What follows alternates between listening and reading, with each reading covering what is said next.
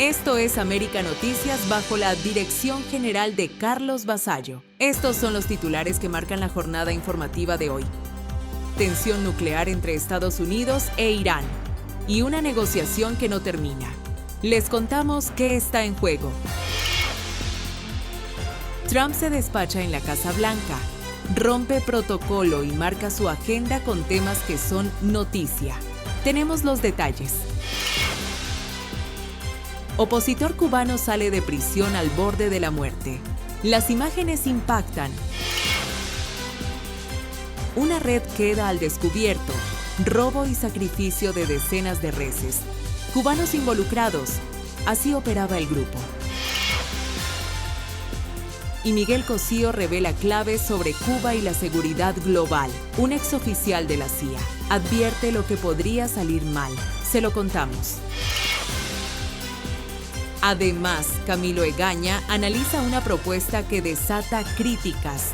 Permitir inversión del exilio en Cuba genera reacción, oportunidad o engaño. Información confiable y al momento, aquí en América Noticias. Comenzamos. La crisis entre Estados Unidos e Irán entra en una fase más peligrosa, con presión militar directa y amenazas que elevan el riesgo de enfrentamiento. El bloqueo naval estadounidense sigue en marcha y ya muestra resultados visibles, con una caída marcada en el tráfico de barcos hacia y desde los puertos iraníes en el Golfo Pérsico y el Golfo de Omán. La estrategia busca golpear las exportaciones de petróleo de Irán y obligar al régimen a negociar desde una posición más débil. Pero Irán no se queda con los brazos cruzados y advierte que responderá si sus intereses son atacados, incluso con represalias que podrían extenderse a toda la región. El punto más crítico del conflicto sigue siendo el programa nuclear. Irán ha propuesto suspender sus actividades nucleares por 5 años, mientras que Estados Unidos mantiene su exigencia de una pausa mucho más larga, de hasta 20 años. Esa diferencia, 5 frente a 20 años, mantiene bloqueado cualquier acuerdo. Mientras tanto, la tensión militar sigue aumentando. Estados Unidos refuerza su postura en la zona, e Irán responde con advertencias sobre nuevos métodos de guerra y capacidad de reacción. El foco se mantiene en el estrecho de Hormuz, una ruta estratégica por donde circula cerca del 20% del petróleo mundial. Cualquier alteración en ese paso tendría consecuencias inmediatas para la economía global. Aunque ambas partes mantienen contactos y existe la posibilidad de nuevas conversaciones, la situación sobre el terreno sigue dominada por la presión, las amenazas y la incertidumbre. El conflicto no se detiene. Estados Unidos aumenta la presión, Irán responde, y el margen para evitar una escalada mayor se reduce con cada hora que pasa, informó Camilo Lavastilla para América Noticias.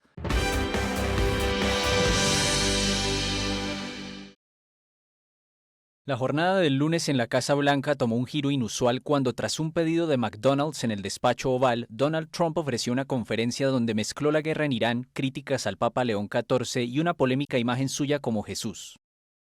Miren esto no parece preparado, ¿verdad? Son todos sus favoritos. El presidente estadounidense, gran aficionado a la comida rápida, salió al jardín de la Casa Blanca para recibir un pedido de hamburguesas de manos de una empleada de la plataforma de entregas DoorDash.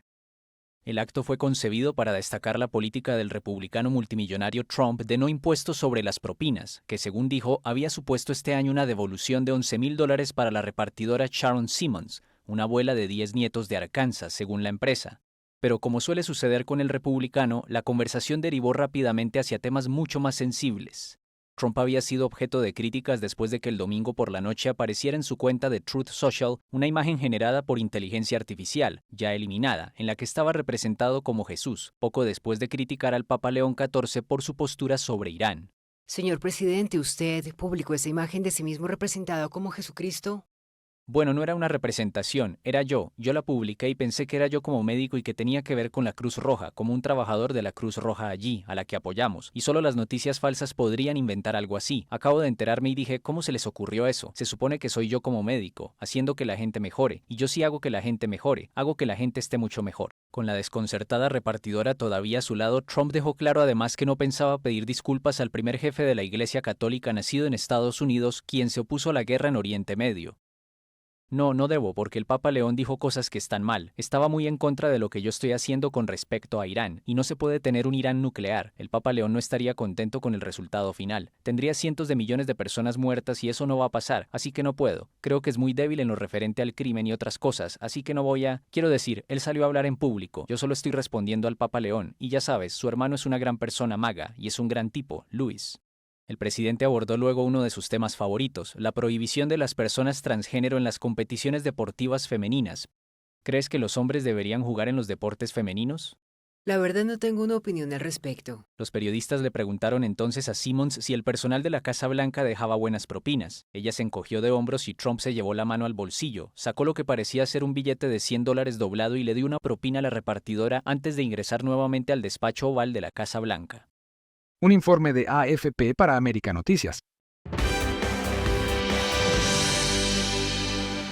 La salida de prisión del opositor cubano Alexander Díaz Rodríguez ha desatado indignación y alarma internacional luego de que se difundieran imágenes que muestran su estado físico extremo tras años de encierro. El manifestante del 11 de julio fue liberado tras cumplir íntegramente su condena, pero lo que debía ser el final de su castigo se convirtió en una denuncia viva. Las fotografías lo muestran con un evidente deterioro físico, con el cuerpo extremadamente delgado, el rostro demacrado y signos claros de desnutrición y enfermedad. Díaz Rodríguez, de 45 años, padece cáncer de garganta y de tiroides. Sin embargo, según denuncias de activistas y organizaciones de derechos humanos, no recibió tratamiento médico adecuado durante su tiempo en prisión ni acceso a una alimentación suficiente para enfrentar su condición. El opositor fue detenido por participar en las protestas del 11 de julio de 2021, cuando miles de cubanos salieron a las calles para exigir libertad y cambios en el país. Desde entonces permaneció encarcelado a pesar de su deterioro progresivo y de múltiples solicitudes para recibir atención médica fuera del penal. El líder opositor José Daniel Ferrer calificó las condiciones en las cárceles cubanas como infrahumanas y aseguró que el estado en el que salió Díaz Rodríguez es comparable al de prisioneros de campos de concentración.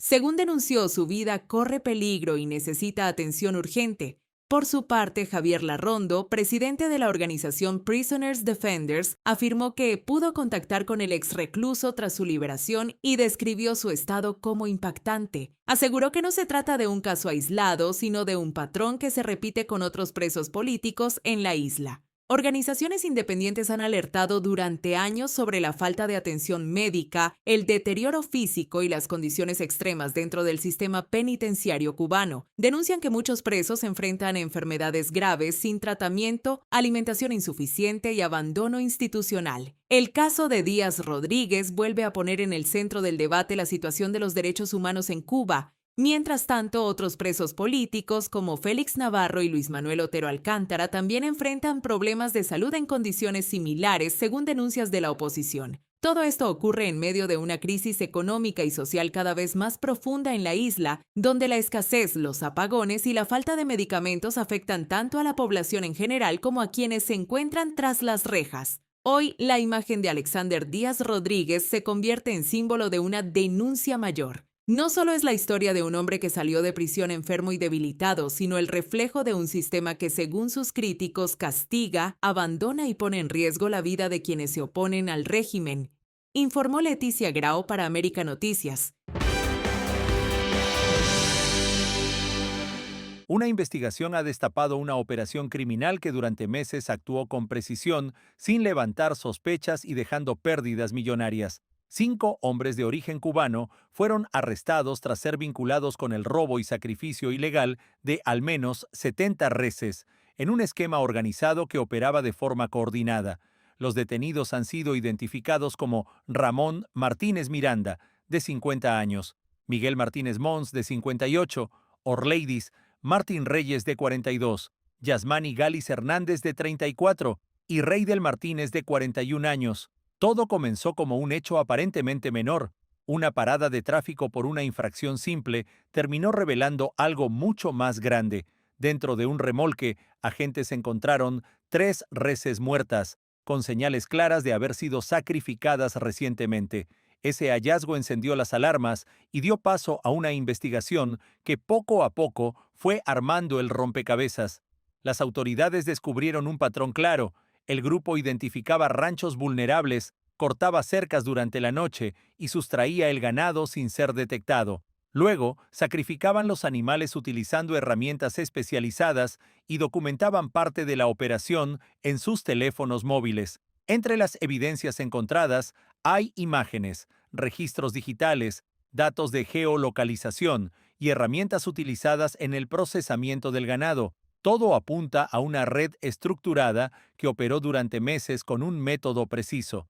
El presunto líder fue identificado como Reidel Martínez, quien inicialmente intentó justificar la procedencia de los animales, pero terminó siendo vinculado directamente con toda la operación. El resto de los implicados fue detenido posteriormente, completando así el desmantelamiento del grupo. Durante todo este tiempo, propietarios de ganado habían notado irregularidades, pero no lograban entender qué estaba ocurriendo.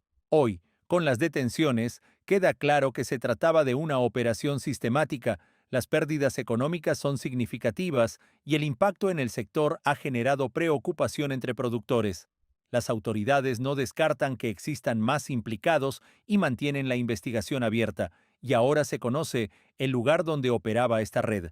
Todo ocurrió en el condado de Williamson, en el estado de Texas, donde los 5 hombres permanecen bajo custodia enfrentando cargos graves. Un caso que deja en evidencia cómo una operación clandestina pudo mantenerse activa durante meses y que ahora abre nuevas interrogantes sobre la seguridad en la zona, informó Camilo Lavastilla para América Noticias. La crisis en Cuba ya no se puede ocultar, y ahora queda en evidencia con cifras que alarman a toda la región. Más de 40.000 cubanos solicitaron asilo en Brasil en 2025, una cifra récord que marca un aumento explosivo frente al año anterior, y que confirma que el éxodo desde la isla sigue fuera de control. Nunca antes tantos cubanos habían elegido Brasil como destino. De hecho, en apenas un año casi igualaron el total de solicitudes acumuladas en más de una década. El dato es contundente. Cuba ya supera incluso a Venezuela como principal país de origen de solicitantes de asilo en territorio brasileño. Detrás de este fenómeno hay una realidad que se repite una y otra vez. El colapso económico, los apagones constantes, la escasez de alimentos y medicinas, y una represión política que empuja a miles a tomar la decisión de irse. Pero hay otro factor clave: el endurecimiento de las políticas migratorias hacia Estados Unidos. Cerró la ruta tradicional hacia el norte y obligó a los cubanos a buscar nuevas alternativas. Ahí es donde aparece Brasil, un país que no exige visa a los cubanos y que permite solicitar refugio al llegar a su territorio. Sin embargo, el camino no es fácil. Muchos migrantes recorren rutas peligrosas por Sudamérica, cruzando países como Guyana, Surinam o Venezuela, hasta llegar a zonas fronterizas como Roraima y Amazonas.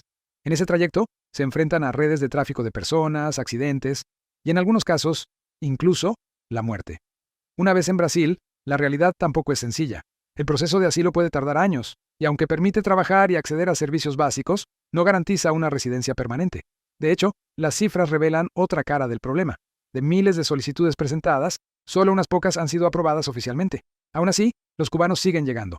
Ciudades como Curitiba ya sienten el impacto de esta ola migratoria, donde cada día crece la comunidad cubana y surgen nuevos negocios, empleos y redes de apoyo. Para muchos, la razón es simple.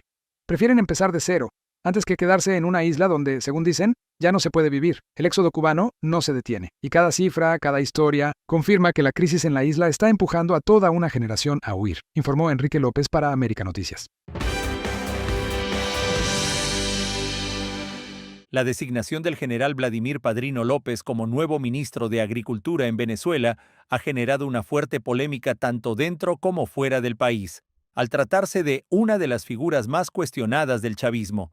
La decisión fue anunciada por Delcy Rodríguez y se produce apenas 26 días después de que el propio Padrino López fuera removido del Ministerio de Defensa, cargo que ocupó durante más de 11 años y desde donde consolidó su poder dentro de la estructura militar del régimen. Vladimir Padrino López es requerido por la justicia de Estados Unidos, que mantiene una recompensa de $15 millones por información que conduzca a su captura. Las autoridades estadounidenses lo acusan de haber participado en una conspiración para facilitar el tráfico de cocaína, utilizando el espacio aéreo venezolano como ruta para operaciones ilícitas vinculadas a organizaciones criminales. Según las investigaciones, este esquema habría incluido el cobro de tarifas elevadas a grupos narcotraficantes a cambio de permitir el tránsito de cargamentos, lo que agrava aún más su perfil ante la comunidad internacional. A pesar de este historial, el régimen venezolano ha decidido reincorporarlo al gabinete en un área especialmente sensible como lo es la agricultura, un sector que lleva años en franco deterioro. La producción nacional de alimentos ha caído de manera sostenida debido a políticas de expropiación, falta de inversión, controles estatales y una prolongada crisis económica que ha dejado al país con una alta dependencia de las importaciones. Esta situación ha impactado directamente en la vida cotidiana de los venezolanos, quienes enfrentan dificultades constantes para acceder a productos básicos. El regreso de Padrino López al gabinete refuerza la percepción de que el régimen apuesta por reciclar a sus principales cuadros de confianza en lugar de abrir espacios a cambios estructurales. En un contexto marcado por la crisis económica, la caída de la producción y el deterioro de las condiciones de vida, la designación de un funcionario con este nivel de controversia genera más dudas que certezas sobre el rumbo que tomará el país en los próximos meses. Para muchos venezolanos, este nombramiento no solo refleja la falta de renovación dentro del poder, sino que también envía un mensaje claro sobre las prioridades del régimen, lo que refuerza la idea de que el problema en Venezuela no es únicamente económico, sino también estructural y político, informó Camilo Lavastilla para América Noticias. Para que estés mejor informado, te dejamos con nuestras noticias en un minuto. Estados Unidos activará un registro automático para el servicio selectivo, una medida que inscribirá sin trámite adicional a casi todos los hombres de 18 a 25 años que residan en el país. La disposición incluye a residentes permanentes, solicitantes de asilo, personas con permiso humanitario e incluso inmigrantes indocumentados, por lo que afecta también a muchos cubanos. Según la información difundida, el sistema usará bases de datos federales para registrar automáticamente a quienes entren en la franja de edad y estatus contemplados. El cambio no significa que haya una conscripción inmediata, pero sí deja listo el mecanismo para un posible reclutamiento en caso de emergencia nacional. Las únicas excepciones principales son las mujeres y algunos hombres con visas de no inmigrante, además de ciertos casos de servicio militar activo o reclusión prolongada. Para la comunidad cubana en Estados Unidos, la medida introduce una nueva obligación legal que muchos no tenían en el radar y que puede generar dudas entre recién llegados y familias enteras. Marintia Cruz Vidal, una joven cubana de 25 años, murió en México y su cuerpo permanece en el CEMEFO de Villahermosa, Tabasco, sin que ningún familiar directo lo haya reclamado. Las autoridades fijaron como fecha límite el 30 de abril para que alguien se presente a identificarla oficialmente, porque de lo contrario sus restos podrían ser enviados a una fosa común. El caso ha causado conmoción porque la joven migró buscando un mejor futuro, pero terminó enfrentando sola una muerte trágica y un proceso burocrático que amenaza con borrar su memoria. La comunidad cubana llegó a México en 2025 buscando un futuro mejor. Tras viralizarse las imágenes de sus restos, un hombre logró identificarla plenamente, pero debido a las leyes mexicanas, el cuerpo solo puede ser entregado a los familiares directos. Por favor, ayudemos a compartir. Gracias a ustedes llegó la voz a alguien que la conoce y la fecha límite para ella es el 30 de abril, si no se iría a una fosa común. Felipe Rodríguez Ledesma, un cubano de 68 años conductor de un triciclo en San Antonio de los Baños, Artemisa, lleva más de 40 días en prisión por colocar un cartel en su bicitaxi que decía: "No monto ni clarias ni chivatos. Solo hombres libres". La frase, cargada de lenguaje político cubano, calificaba de forma despectiva a militantes del Partido Comunista, clarias, y a informantes de la seguridad del Estado, chivatos, lo que las autoridades interpretaron como una provocación. Su arresto se produjo el 3 de marzo y, hasta ahora, ningún tribunal ha evaluado formalmente su caso ni emitido una sentencia, lo que mantiene a Rodríguez en una situación de detención preventiva sin juicio público. Díaz-Canel lanza advertencia a Estados Unidos. Díaz-Canel advirtió en una entrevista con Newsweek que Cuba respondería con guerra de guerrillas si Estados Unidos lanza un ataque militar contra la isla. Dijo que su gobierno no quiere una guerra y que sigue abierto al diálogo, pero insistió en que la estrategia defensiva cubana se basa en la guerra de todo el pueblo, con participación masiva de la población. También aseguró que una agresión de ese tipo provocaría pérdidas inmensas e incalculables para ambos países. El mensaje llega en un contexto de nuevas tensiones diplomáticas y revividas amenazas sobre posibles intervenciones militares o acciones de fuerza. Las autoridades en Washington respondieron con escepticismo, calificando las declaraciones de Díaz-Canel como pura retórica. Para muchos analistas, el tono se alinea con una estrategia de mostrar a Cuba como víctima de una supuesta agresión externa, incluso sin que exista una amenaza real. Este tipo de declaraciones refuerza la imagen de un régimen que apela a la defensa de la soberanía para mantener el control interno. Pareja de Dani Ome se tatúa su rostro y desata polémica viral en redes sociales. Una publicación sobre la pareja de Dani Ome tatuándose su rostro se volvió viral en redes y abrió una ola de comentarios entre quienes lo tomaron como una muestra extrema de amor y quienes lo vieron como un gesto exagerado. La imagen llamó la atención de inmediato por el nivel de exposición pública que alcanzó, sobre todo porque el tatuaje convirtió una relación privada en tema de conversación masiva. En redes hubo bromas, elogios y críticas, y como suele pasar con este tipo de contenidos, el debate terminó creciendo más por el impacto visual que por el hecho en sí.